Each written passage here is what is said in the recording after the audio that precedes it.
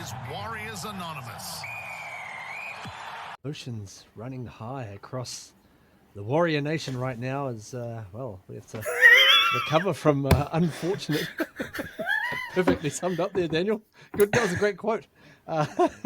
Warriors have to bounce back from their first loss in about 6 odd games. So, a little bit of one that kind of stings, I guess. So we've got Monitor and Daniel here to talk just all about it and see where we go from here.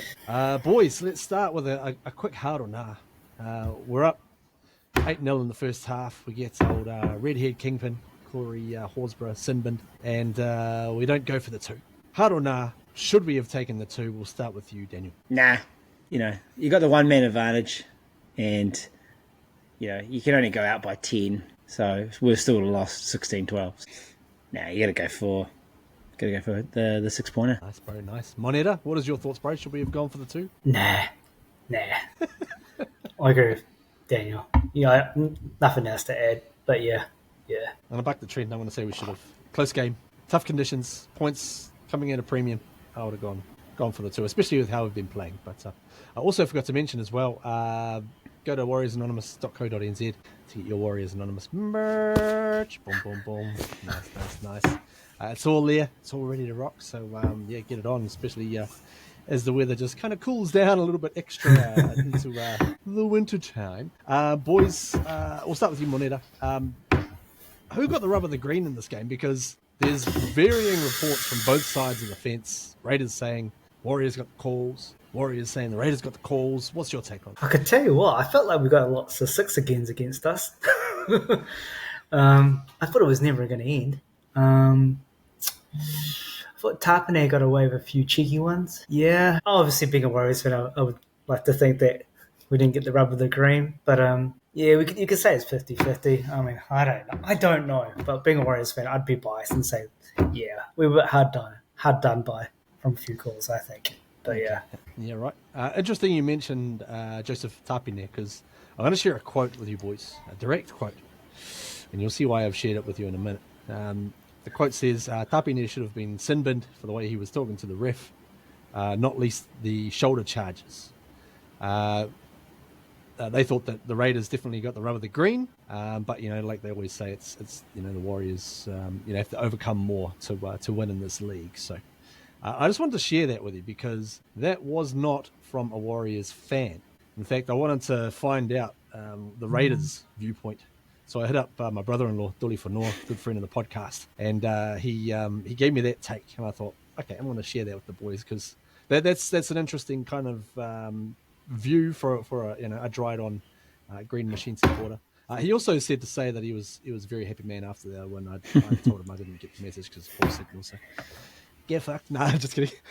Daniel, what's your thoughts, bro? Who did you think got the, or if anyone, got the rub of the green? I think it went both ways, especially around the infringement penalties and six agains. Can I just say how many times the coaches as well as some of the pundits call it 6 to goes? They just keep them. Oh yeah, they got 6 to goes. 6 to goes. Sounds like a bloody up and go. But there was both passages of play where we got binned, they got binned. There was infringements left, right, and centre. So it was either they were uber cracking down on quick play, allowing quick play the balls, or we just knew tactically both teams knew that they just needed to have a set defensive line so that we could repel each other. So from that point of view, I think it was pretty 50-50. You can't argue with the chance binning given the Corey's Horsburgh's binning. But the only thing I would say to that point is they definitely flirted with the line. And the one thing that kind of annoys me anyway, so Tom Starling's going to miss a week for his, flying shoulder to the head. That was bad. It was high and late and on the kicker. It was a triple word score, so he gets a week. Fucking Tapane and Horsburgh bringing back the crusher. I mean, really, we've stopped the crusher, really. I mean, it happens, but it's a soft crusher normally. Both had pile driver crushers, and I think they're just going to get fines. I think that's actually worse, man. that's bad. But what I hate about these situations is, only Starling will get a match suspension. Is that if the other two had loading and all sorts, they could have got them as well. But it means that the next week team gets the advantage, not the team you're playing in against as well. And I would say about that late shoulder charge, or the cheapy shoulder charge from Tapane, it was a tactic to blunt the momentum, because, we get that, play the ball, we keep going. Next thing you know, we kick into the corner, and both teams defended their lines superbly as well. And the game was always going to be played won pretty much off line breaks and momentum, and they just had a bit more than that than us. Fair enough, bro. Fair enough. Monita, you might have noticed that your microphone was muted then. I just did that because I noticed that you were banging on the table quite a bit. So, sorry. You're on report there, friend. I know you're angry about the result, but if you could please just not take it out on the table so loudly. Oh, sorry. I was at the table. Oh boy, oh dear. Speaking of which, I guess the next question is probably, I guess, very meaningful given Manera's latest statement. Where did it go wrong? I don't know. I don't know. I just don't know. I think our attack wasn't as innovative. I don't know what's the word, but innovative. I guess in those last 10 minutes, I think we got bullied in the middle. I think Papali really got to us, and Tapane obviously did too. I think we missed the presence of JFH and Barnett. I think that was sorely missed, and especially for the halves to be able to have space to play. And I think they won it in the middle. If I'm trying to sum up one key point, they won it in the middle. They're able to make easy yardage compared to us. And for the first time, I think Leka didn't have too much of to his standards, I don't think he would have thought he had a good game. Dropped 3 balls, and I'm looking forward to having JFH and Barnett back. Yeah, I got to say, I've almost been waiting for a game like that from Leka, because he's played about 18 games now in NRL, and he's just been super solid the whole time. And it was like, well, at some point it's gonna, the yips are gonna set in. So, so I guess for him, it's just one of those ones you just gotta. I'm sure it won't become a pattern for him, because he is very solid. One guy I actually randomly missed in that game, especially probably the conditions. I actually really missed having Tane Tuopiki out there. I felt like his little random runs and change of direction might have had a little bit more of an impact for our attack. But to be fair, I've got to give credit where credit's due. I can't even think of a single tackle that the Raiders missed in that second half. The defence was almost as hard to bloody penetrate as a packet of razors. Like, you just couldn't get into that shit. Like, but and having said that, on our side of things, I thought the attack looked, in tough conditions, but it didn't look great. So, Daniel, what are we working on this week to try and just get back to a little bit of moxie for our boys? Yeah, just a couple of points on where it went wrong. I don't think it went extremely wrong. Like, let's just put it into context, right? It was 16-10 in the wet. It was really that the 65-minute try they scored, line break, offload, that's the man short turn the lines. It's hard, and if I'm really honest, that was the thing that I was most worried about. That's the most part of the time of the game I'm most worried about, when we don't have our starting middles out there too. And in this week, we don't even have our starting middles play, so then you're not even putting your third string kind of middles there with a player down. I actually thought we contained the Raiders. You think about the Raiders, they put like 50-40, whatever, on the Titans last week. Both teams handled each other. They, to be fair, I think, they won it in the middle, but I don't think it necessarily was their middles that won it. It was their back five. I mean, their back five is hard to deal with. They're big, fast, strong, dynamic, Hot Tamale. I mean, that guy who's now become our, probably enemy number one, really. They just are so strong. So, the amount of broken tackles, easy yardage they made. So I'm just thinking, kind of where we lost it. Perhaps they were just obviously stronger than us there. But work on for next week. Yeah, I think and Webby said it in the presser, he felt that attacking wise, we didn't learn. Like, it wasn't a night for hands into the corner, beat them on the edge. Yep, Roger got them with the old reverse scorpion over the back, and that was How good was that?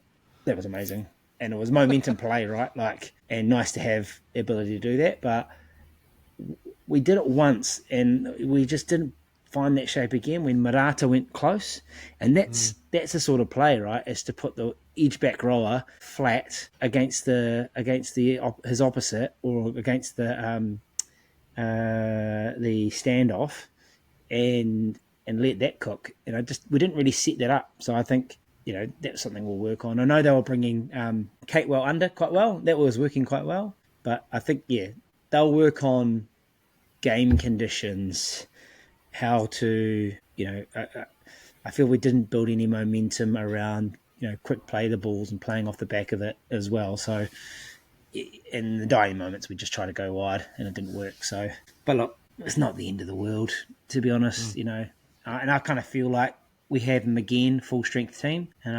We'll get them. We will. They had everyone pretty much except for Grubson, Young.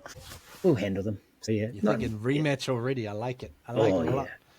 Also, just to clarify for any of our regular viewers, not to be confused, there's Hot Tom Ale that plays for the Warriors, and now there's obviously Hot Tamale, which is Savelio Tamale from the Raiders, who told the crowd to give him the COVID advice to fuck off over there.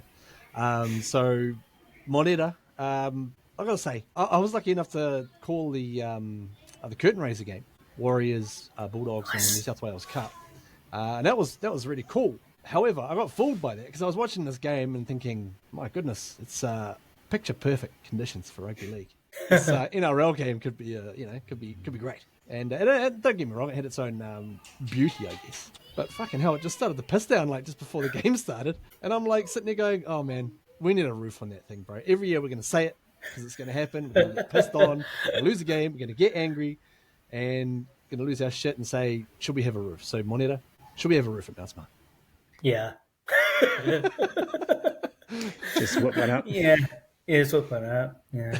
Just see if good old, what's his name, Brown, over in the Mayor of Auckland. Downtown Wayne Brown. Oh, Wayne. Yeah, Wayne Brown. Oh, Wayne. Gives us a roofie. I don't know. I wonder if the game the night before, was it Auckland FC? They lost, didn't they? And they had a contentious goal disallowed, apparently. And I was like, oh, I hope this doesn't bode well for the next day. Yeah. Dad! You know what? One thing really pissed me off for the first 35 minutes was the graphics Sky News and Sky provided. That really pissed me off. I was watching my brother go, so we pay $50 a month and they can't even put a simple graphic. Not for the first time, I hear, as well. Yeah, not the first time. What is going on? And I'm like, oh, this is quality broadcasting. Jeepers. So yeah, get a roof and fix the graphics. They were able to put the KFC graphic up. I was like, why can't you put the score up? Oh, that's Sponsors. That is way off. Hey, you gotta get advertising dollars, I suppose. Speaking of, just got to say, just a quick shout out because cover obviously the Pathways games over the weekend. And I knew from having watched the Jersey Flegg game where we came back, had a big comeback win against the Doggies, as did the New South Wales Cup. I was sitting there thinking, oh man, our top 10 is probably going to fuck it up for us. But I've got to say that Bar TV Sports, not as many camera angles, sure, but we always have the score right there on the screen. If you want to see it. I haven't got the tackle count yet, but we'll get there. Daniel, let's get into the upside because I feel like you're taking this with a glass half full approach. Who stood out to you individually? In the Warriors team. Chance had another fantastic game, especially early on. He was full of running, and he got merry-go-round a little bit by Tapane. He had a thing for him, our teammates. And he was complaining that he was being held in. So, but Chance, the value of having him do what he does, right? So I think just a reminder to the Warrior Nation that he's got a lot of energy for us. So I thought he played well. I really liked, I just really liked the forward rotation, because that was my biggest concern, is that, hey, without our big alphas, our co-captains there, we're going to lose a lot. And yep, I think against a very good Raiders team, it was hard. I mean, if we were played a bottom 8 side, we would have taken care of them as well. We just played the Raiders, who has strength as their running game as well. But I thought they equipped themselves pretty well. I was really happy with Murata. I think he's just finding something for us now as well, and he's just got those damaging runs, especially when he does get a chance to go a bit out wide as well. So, liked him. I thought Capes is just back to being the Capewell we kind of knew. Obviously, talked last year that he was playing, with carrying a few injuries, but he just looks like a man that's utter professional and can go the long 80. And then just a little shout out to Mighty's role. I thought the second stint, obviously to play fullback at the start, but I just loved him in the sort of lock role as well. Just gives us that ball playing ability as well. And not that Aaron doesn't have that. I think Aaron played a little, especially first half. He was actually shifting the ball quite well. But it's also nice to know that if that could be Tamati's role to come in, handle some of the tough stuff, but really on attack, he was a really great link between Wade Egan and either Chanel or Luca as well. So yeah, I thought we didn't get the win. Nah, we didn't. It could have been worse. I was actually thinking it could be 20-24 point beating. That's how good the Raiders are going. And the fact that we were in the game and right to the dying moments is just take it, guys. Move to next week and know that we've got a deeper bench now that can handle playing top class footy. I've got to say, I know that you mentioned Chance there as your first cab off the rank. I'm impressed. I was a bit dark on him for the sin bin. I just felt like he didn't. First of all, yes, it was a tough call on him. If you look at that tackle, he kind of just looks like a regulation sort of tackle. However, given that situation, I felt like he needed to have a bit more awareness as to where the referee's head was at, and just a split second, just get up a split second earlier, because if you piss around, like you're going to get marched. So I just got to say that, and also I'm going to add in for my player that impressed me. I was actually really impressed with the work of Roger. I thought Roger played one of his better games in recent times. So Moneta, I just wanted to say that because Daniel's run through most of the team, so I want to say my player before we run out of guys. So who impressed you, bro? Actually, Jackson Ford. Yeah. Jackson Ford. Is he your man crush again? He's found. I was saying to Isaac while I was watching the film, he's found his groove, I think, this year compared to last year. He's improved his hands. He was always quite worried last year he'd drop the ball, but this year he's solid and he's making meters. He seems to be, I think he's got his form back. He made over 200 meters. So good carries, eh? He good carries, post meters. He made a lot from the tackle. So he was good. He was one of my favorites. Couldn't really. Apart from that, he was my favorite. Whenever I think about Jackson Ford, I always think of the movie Remember the Titans. There's the running back who kept fumbling the ball, and they just gave him the ball to just hold and just walk around, the campus with it the whole time. So I can only imagine that's what Webby would have done in the off season, just given him the ball and said, "Hey, take this with you until you get back in January." But let's go to the downsides. We'll start with you, Moneta.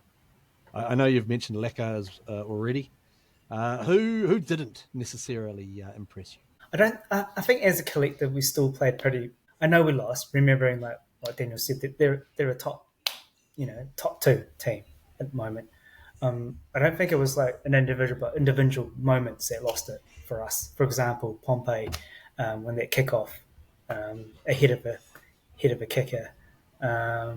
Moments where Ali Latawa came in. Can I just say to that kick though, like that kickoff part, like he fucking stopped, and he has no bearing on the play. The ball's 50 meters, about to be 50 meters away. I know. Like I get it. Like if you didn't to the letter of the law, yes, but he made an action to hold up. So if anything, he had no momentum, and he would have stayed there. play on. I know. Picky. Yeah, I know. In terms of common sense, I was looking at that. First of all, the dropout looked a bit weird even before that happened, because you can see Metcalf go to kick, and then he sort of stopped for a second and then just checked with the ref, and then he was like, okay, so then he did kick it. By which time Pompey was like kind of standing offside, going, "What the hell's going on?" No, I'll take that one back then. Well, I think they were just trying to run the clock, weren't they? All right, I'll get back to my list though. So Ali, like I said, it was like moments. I don't think it was any players, but Ali Latawa coming in for that defense that created the try down the middle. I can't remember who scored that try first for Raiders, and then the other one, that little grubby. Starling. Oh. Yeah, God, he's grub. And then the other one being, obviously CHT. Just holding down on the ball, holding down on the tackler. So I feel like I'm not, like Daniel said, I'm not like completely angry at anyone, but I think there's just little moments in the game where it cost us. So I don't think we did. I think we don't need to make wholesale changes like I'm seeing on the chat threads. Get rid of. I was like, what are you saying? I've seen some interesting ones. I'm like, what are you talking about? CHT's good. He's won us 5 games in a row. Get rid of him. I was like, calm down. It's a top 2 team. Yeah. It is interesting. I've seen someone suggested something on one of the groups saying his first move was to put Metcalf at fullback, and I was like, okay, all right, I'm not listening to any more of this. Yeah, no. He also had Aaron Clark, I think, his 14th man. So there was a couple of interesting ones. The buy of the year getting put on the bench, and also the guy who's leading the Dalium getting put into a different position. So get rid of CH2. I also got to say, there is a common myth doing the rounds about Luke Metcalf, that he's only a runner and not a game manager. Now, I actually listened to Metcalf's interview last week on SEN with Fletch and Joel and Fletch. And they asked him about, what position he'd played. And he'd basically played halfback his entire life up until he got to about 19 and went to the Sea Eagles where Cherry Evans was. So they bumped him around to 5'8" and fullback a little bit. So I was going to say, I feel like he has played a lot of halfback and won a lot of games as that manager. So I just wanted to just put that out there for anyone who's listening. But I don't know what Daniel's going to say to this next question, because you kind of were impressed by everyone. So was there anyone who didn't impress you necessarily?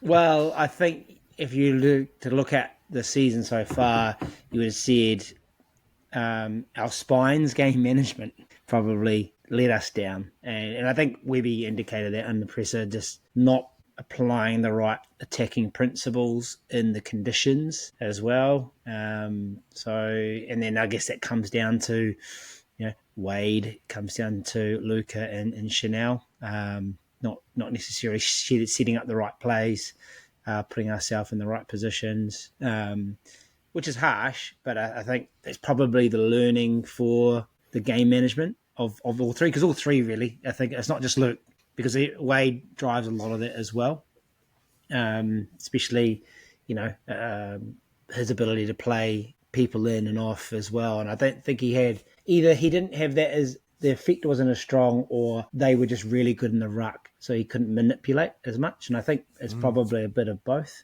as well, because they're very strong, and it was hard to move them around as well. But yeah, part of me wanted to kind of see us just attack them a bit more, tire those middles out as well, and I didn't feel like we did. And then as we touched on, we probably just didn't choose the right attacking shape when we needed to as well. So there's that, and I guess the elephant in the room, in the Warriors room at the moment, is Lecker's performance. Look, I think you just got to put into context. He's a young guy. He's getting into the grind of week in, week out NRL footy. We're getting to the midway stages. He's got plenty of games under his belt for the season.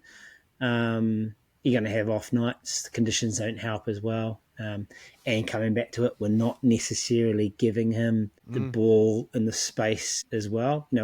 He's having some hard carries, and he's showing, like Artie Severe type strength to kind of, bustle his way in. But we don't really just want to play him like that. We had him a few weeks ago when we played the Broncos. With those runs, the cutback runs, that sort of thing. So kind of like, yeah.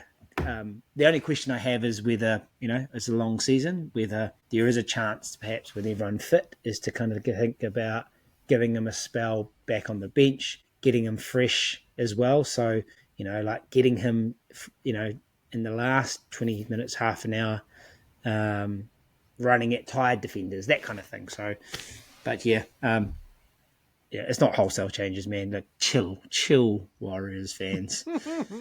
They just, just conditions, guys. And it's conditions, and it's our conditions. It's the wet, dewy, we just... No roof.